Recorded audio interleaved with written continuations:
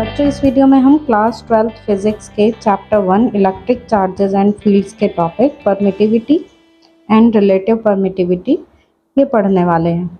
इससे पहले के टॉपिक्स की वीडियोस का लिंक बच्चों आपको डिस्क्रिप्शन में मिल जाएगा और नोट्स यहाँ आप देख ही सकते हैं। तो चलिए शुरू करते हैं। परमिटिविटी बच्चों सबसे पहले हम कहाँ पढ़ते हैं? कूलॉम्स लॉ में शायद आपने सबसे पहले ये टर्म सुनी होगी। And what is Coulomb's law? The magnitude of force between two charged particles is given by 1 upon 4 pi epsilon naught q1 q2 upon r square। अब यहाँ सबसे पहले हम ये पढ़ते हैं एप्सिलॉन नॉट और इसको बोला जाता है परमिटिविटी ऑफ फ्री स्पेस। क्या है ये? Permittivity of free space. अब इसको हम फ्री स्पेस बोलें या फिर वैक्यूम या फिर एयर, इन सब के लिए हम ये वैल्यू इसके सेम ही लेते हैं। हालांकि एयर में मीडियम आ जाता है पर वो इतना रेयर मीडियम होता है कि हम उसको nearly equal to free space और वैक्यूम ऐसे मान लेते हैं। जहाँ पर इसकी न्यूमेरिकल वैल्यू ली जाती है नियरली इक्वल टू 8.85 इंटू 10⁻⁻12 और यूनिट क्या ली जाती है? जो कूलॉम कांस्टेंट, ये जो है इसको हम और क्या लिखते हैं? Coulomb constant. तो जो k की यूनिट होती है उसका रेसिप्रोकल हम इसको लेते हैं। तो k की यूनिट जैसे होती है न्यूटन मीटर स्क्वायर और कूलॉम पावर -2। तो यहाँ पर क्या करेंगे हम? Newton inverse metre -2 coulomb square, ये इसकी यूनिट होती है। तो लेकिन ये है क्या? यहाँ पर हमने इसकी वैल्यू भी देख ली और काफ़ी कम है इसकी वैल्यू। आप देख रहे हैं ना SI यूनिट में इसकी वैल्यू ये पावर 10⁻⁻12 आ रही है, मीन्स काफ़ी छोटी वैल्यू होती है।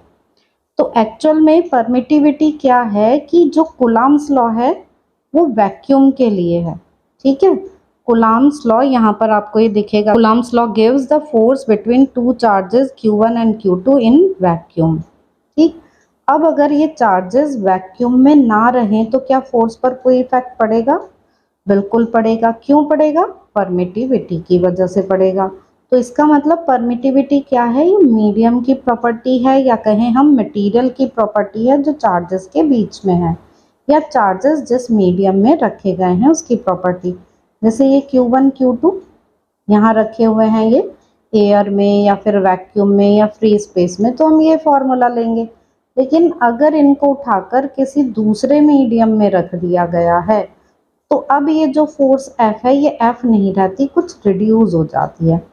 ऐसा देखा गया कि मीडियम में ये फोर्स रिड्यूस हो जाती है। क्यों रिड्यूस हो जाती है? क्योंकि इस मीडियम की एक प्रॉपर्टी होती है परमिटिविटी, और परमिटिविटी क्या करती है? फोर्स को अफेक्ट करती है। ठीक है, force between two point charges इनको अफेक्ट करती है। तो अब इसको डिफाइन करते हैं। Permittivity is the property of material which affect the Coulomb force. तो कूलॉम फोर्स क्या है?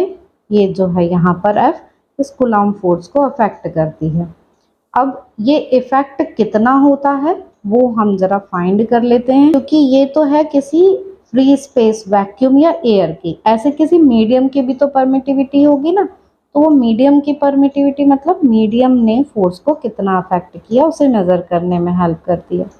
तो उसको कैसे फाइंड करते हैं हम? रिलेटिव परमिटिविटी की हेल्प से। ठीक, तो रिलेटिव परमिटिविटी फाइंड करने के लिए पहले हम लिखते हैं फोर्सेस इन वैक्यूम। इसको हमने F0 लिख लिया। अगर हम नॉट नहीं भी लगाएंगे तो ये अंडरस्टूड है कि हम बात कर रहे हैं एप्सिलॉन नॉट जहाँ पर भी आ जाएगा वैक्यूम की या फ्री स्पेस की। तो ये है 1/4 pi epsilon naught Q1 Q2 upon R square. इसको इक्वेशन नंबर 1 मान लेते हैं। ये तब के लिए है when charges are in vacuum. अब चार्जेस को उठाकर किसी मीडियम में रख दिया गया है, तो जब मीडियम में रख दिया तो फोर्स कैसे फाइंड करेंगे? 4 पाई एप्सिलॉन। अब ये एप्सिलॉन नॉट ना लिख के क्या लिखेंगे? एप्सिलॉन, क्योंकि ये मीडियम की परमिटिविटी का सिंबल है। और यहाँ ऐसे ही Q1 Q2 upon R square, और किसी पर कुछ इफेक्ट नहीं पड़ेगा। इसको इक्वेशन नंबर 2 बोल देंगे। अब डिवाइड कर लेते हैं 1 को 2 से।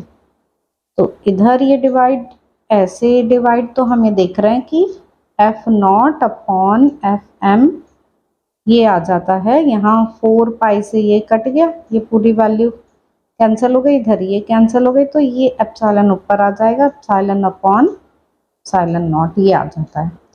इसको ही बोला जाता है रिलेटिव परमिटिविटी। तो रिलेटिव परमिटिविटी क्या है? यहाँ पर ये मीडियम की परमिटिविटी, ये है परमिटिविटी ऑफ फ्री स्पेस, इनके रेशो को बोला जाता है रिलेटिव परमिटिविटी। तो रिलेटिव परमिटिविटी को अगर हमें डिफाइन करना है, it is defined as the ratio of permittivity of the medium to the permittivity of vacuum. ये देख सकते हैं ना, permittivity of the medium, permittivity of vacuum, इनके रेशो को बोला जाता है रिलेटिव परमिटिविटी। और यही इक्वल होता है डाइलेक्ट्रिक कांस्टेंट के भी। अब ये दोनों ही सेम क्वांटिटी के रेशो हैं, इसलिए इनकी कोई यूनिट तो होगी नहीं, तो इसकी भी कोई यूनिट नहीं, डाइलेक्ट्रिक कांस्टेंट की भी कोई यूनिट नहीं है। डाइलेक्ट्रिक कांस्टेंट को भी हम सेम इसी की हेल्प से डिवाइड कर सकते हैं, हम फोर्स की हेल्प से डिवाइड कर दें, या हम इलेक्ट्रिक फील्ड पढ़ेंगे अभी, उसकी इलेक्ट्रिक फील्ड की टर्म में भी हम इन सभी को डिफाइन कर सकते हैं। तो अब ये परमिटिविटी को एक बार हम फिर से देख लेते हैं, इसकी definition. A property of a material that measure the opposition it offers against an electric field. जब भी कोई चार्ज होता है तो उसके अराउंड एक इलेक्ट्रिक फील्ड होती है। तो परमिटिविटी किसी मटेरियल की वो प्रॉपर्टी है जो मेजर करती है the opposition it offers against the electric field. It is an ability of a substance to store electrical energy in an electric field. अब जहाँ पर इलेक्ट्रिक फील्ड है वहाँ पर एनर्जी भी है, तो अगर फोर्स रिड्यूस हो रहा है मीडियम चेंज करने पर, मींस वैक्यूम से किसी मीडियम में जाने पर अगर कूलम्ब फोर्स डिक्रीज हो रहा है, तो इसका मतलब कि कुछ एनर्जी स्टोर हो रही है। ठीक है, तो ये वही एबिलिटी है किसी सब्सटेंस की जो कि स्टोर करती है electrical energy in an electric field. तो आपको ये परमिटिविटी और रिलेटिव परमिटिविटी समझ में आ गए होंगे। और ये डाइलेक्ट्रिक कांस्टेंट जो है, ये भी डाइलेक्ट्रिक कांस्टेंट को हम चैप्टर 2 में डिटेल में पढ़ेंगे बच्चों। तो अभी के लिए इतना ही। नेक्स्ट वीडियो में हम पढ़ेंगे फोर्सेस बिटवीन मल्टीपल चार्जेस।